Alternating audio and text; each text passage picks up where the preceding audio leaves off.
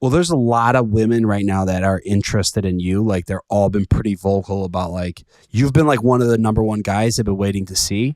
Who on your end were you waiting to see down there? Yeah, like who was your list when they asked who you were interested in? Yeah. Yeah. So I mean, I even told Kat, I said I had a very, very short list kind of going in. And Kat was on it for sure. And Jess was on it as well. So really those two were the only two that I was like somewhat interested in. But once I got there, it's like kind of see what happens. So Okay, so you go down and you first grab, at least we see, so you first grab Jess. How was that conversation? And did she, because we see a lot of things happening right now between her and Blake, was she interested in going on a date with you?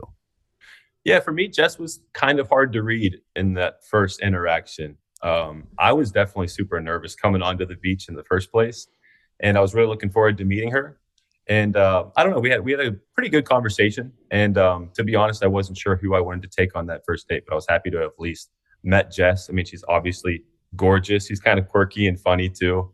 So the conversation went great, but I didn't know if it had, I don't know, that spark, that like right off the bat, and to ask her on that date. So Okay. yeah. So obviously I chose Kat. Yeah. So you choose Kat, and you guys go on a date. You guys hit it off, right? Yeah. I actually have a quick question. Yeah, jump in before we jump into the date. Yeah. So because now we're like backtracking a little in terms of the show.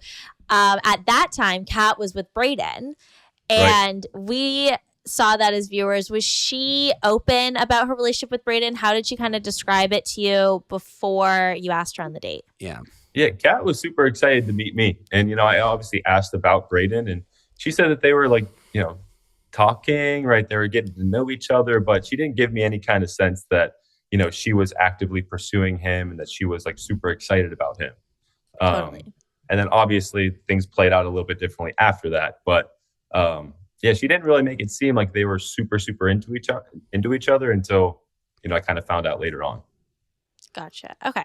Okay, so you go on the date, you hit it off with her, and you come back, and then we see all the Kat Brayden stuff come to a head.